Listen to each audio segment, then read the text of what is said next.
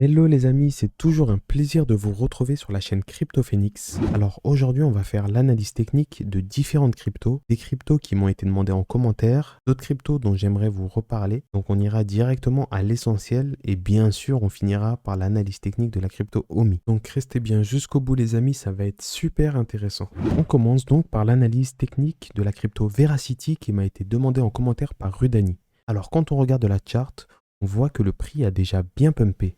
Depuis juillet 2021 jusqu'à son top, on a fait presque x11. Après, je ne donne pas de conseils en investissement, mais pour info, personnellement, je n'en rentre jamais sur une charte à la verticale comme celle-ci, quand bien même la crypto pourrait encore pumper ou pas d'ailleurs. Par contre, c'est justement dans ce genre de configuration qu'il faut bien prendre des profits pour ceux qui en possèdent déjà. D'autant plus qu'on constate ici une divergence entre ce qui s'affiche sur l'indicateur MACD et ce qui s'affiche sur la charte des prix. Divergence qui a été confirmée par la formation d'une structure en M qui a été validée le 3 novembre. Ce qui signifie que le mouvement acheteur perd de sa force avec donc une consolidation, voire un retracement plus bas.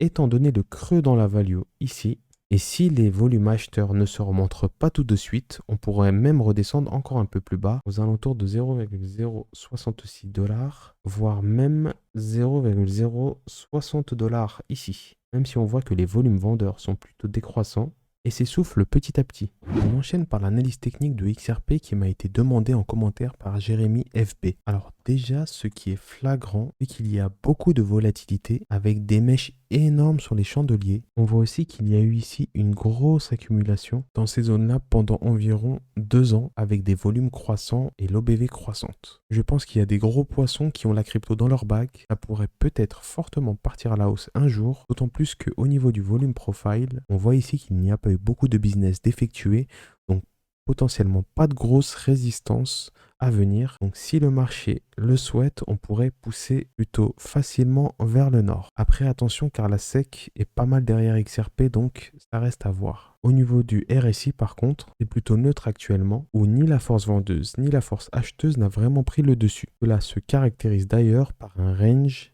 ici sur la charte des prix entre 0,75 $ et 1,43 $. De plus, on est en plein dans la zone de rechargement, donc en termes de localisation de trade, ça reste toujours jouable, même si le signal avait plutôt été donné ici, sur les W qui se sont formés, voire même ici. Pour ceux qui en ont dans leur bague, ça pourrait éventuellement être intéressant de les conserver, d'autant plus qu'on voit la potentielle formation d'un immense W ici.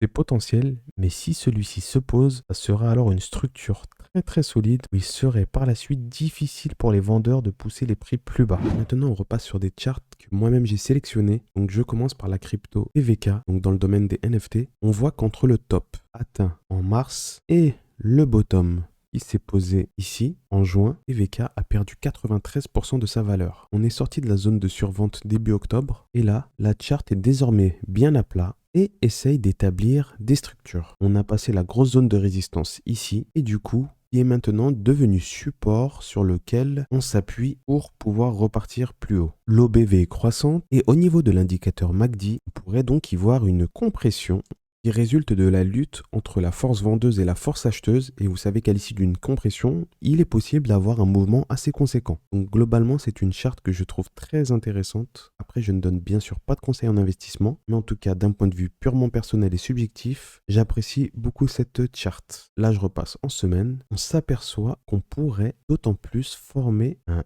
gros W weekly. Pour l'instant, il n'est que potentiel. Mais s'il se forme, ça sera donc comme d'habitude une structure très solide qui montrera que les acheteurs ont bien défendu cette zone et cette zone. Et donc que possiblement les vendeurs auront un peu de mal à tirer les prix plus bas que ces zones. On passe maintenant sur la charte de la crypto Super. Pour le coup, là c'est vraiment une crypto dont je vous avais personnellement parlé le 16 septembre car je trouvais la charte vraiment super pour le coup. Et vous allez voir, c'est juste exceptionnel ce qui s'est passé. Je vous avais dit que probablement au vu de la charte et des différents indicateurs, on pouvait s'attendre à faire quelque chose de la sorte avec le tracé ici en jaune que je n'ai pas touché depuis. pour ceux qui n'auraient pas vu la vidéo, donc c'est la vidéo du 16 septembre sur la chaîne. Donc on était ici et on voit qu'on a exactement suivi la courbe qu'on avait tracée en formant en plus une structure W weekly assez puissante. Après, bien entendu, c'est pas une question de dire si on avait raison ou pas raison. De toute façon, cette courbe, je l'avais vraiment tracée à titre indicatif. Personne ne peut jamais deviner où on va aller dans le détail parce que c'est toujours le marché qui décide. Par contre, on peut essayer de faire, c'est d'agréger et de réunir un maximum d'éléments qui nous permettent de nous conforter dans nos probabilités de réussite ou pas. Le trading, c'est surtout une question de probabilité et de récompense qui va avec. Moi, j'étais rentré ici aux alentours de 0,68 $ et qui est monté pour l'instant jusqu'à 1,88 $. Donc en passant, on pouvait sécuriser sa position à x2 en récupérant la somme de départ. Après, peut-être que le marché a besoin de respirer un peu désormais après cette grosse montée. Donc, on continue de suivre la charte avec attention. Surtout qu'on voit qu'on a buté ici sur le premier arrêt de ce mouvement-ci. Donc, c'est le prochain objectif sur la charte de Super de passer les 2 €. Pareil pour la crypto Illuvium dont on avait discuté quand on était ici le 17 octobre et que le prix était aux environs de 700 $. Et il y a quelques jours, on était presque monté à 1400 $.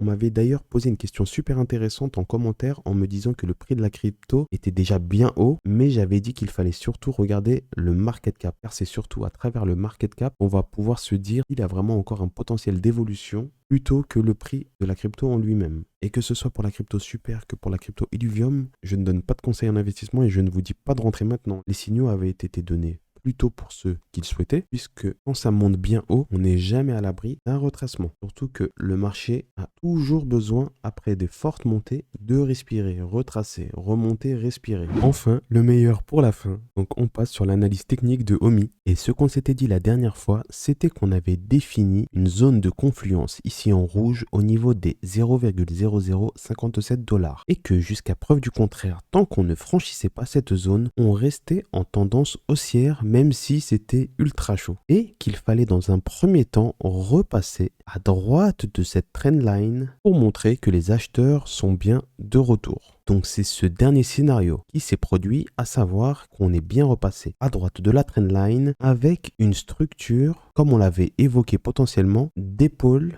tête, épaule inversée, qui s'est formée pour renverser la dynamique baissière qui s'était installée depuis un peu moins d'un mois. Donc en l'état, il y a bien un retour des acheteurs. Par contre, ce que nous n'avons pas encore et ce que j'aimerais vraiment voir s'installer, ce sont des structures en forme de W, droite de la trendline, comme ça, pour montrer que la force acheteuse repousse toujours plus haut les prix malgré la pression de la force vendeuse. Parce qu'il faut toujours se méfier d'un mouvement qui monte très très haut, mais qui peut tout aussi vite redescendre. On constate d'ailleurs qu'on est rentré dans le scénario épaule-tête, épaule inversée également au niveau du RSI, qui montre que les acheteurs ont bien repris le contrôle du momentum.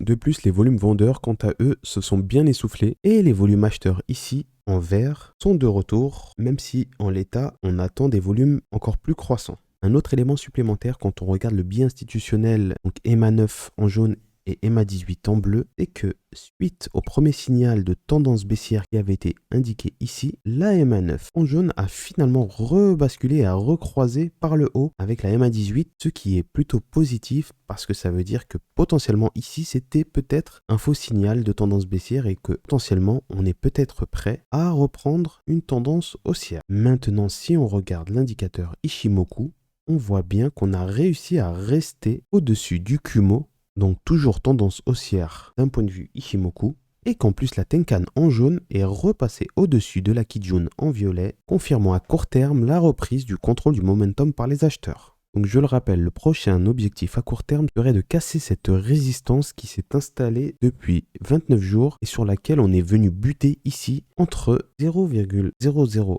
$ et 0,0083 $. Et c'est désormais une zone psychologique à passer car généralement on dit que le marché a une mémoire, c'est-à-dire qu'il a tendance à retenir les dernières grosses zones de support ou de résistance, en l'occurrence ici de résistance, et que donc certains acheteurs pourraient être amenés à vendre aux alentours de cette résistance. Comme je vous l'ai dit, moi mon doute c'est par rapport au fait qu'on est monté directement sans pouvoir former encore des structures. Mais on attend de voir la suite. Si par contre on arrive à clôturer au-delà de cette résistance, le prochain objectif à atteindre se situe toujours au niveau de cette zone de rechargement de short qu'on avait définie, située entre 0,0086 $ et 0,01 $. ou il pourrait éventuellement y avoir des prises de profit ou du moins des reventes des vendeurs qui étaient bloqués ici depuis plus de 6 mois. De plus, dans cette zone de rechargement de short, il y a donc le prix psychologique des 0,01 $, donc une potentielle cible psychologique du marché. On aura le temps la prochaine fois de reparler le cas échéant des objectifs suivants selon ce que le marché nous propose. Mais pour bref rappel, on n'oublie pas notre ratio doré ici via les extensions de Fibonacci qu'on avait défini, donc un objectif en termes de prise de profit supplémentaire à 0,02 $. Ça ne veut pas dire forcément qu'on va y aller, puisque dans le monde des cryptos, bien sûr, on est fortement lié à ce qui se passe sur Bitcoin et Ethereum, sachant que depuis quelques années, on a introduit également les contrats dérivés, et donc il y a pas mal de liquidations qui viennent se rajouter dans la difficulté d'analyser le marché, puisqu'on n'est jamais à l'abri que du jour au lendemain, on vienne liquider des shorters ou des acheteurs. Par contre, un dernier point, je ne dis pas que c'est ce qui va se passer, mais il faudrait se méfier d'un M qui pourrait se former.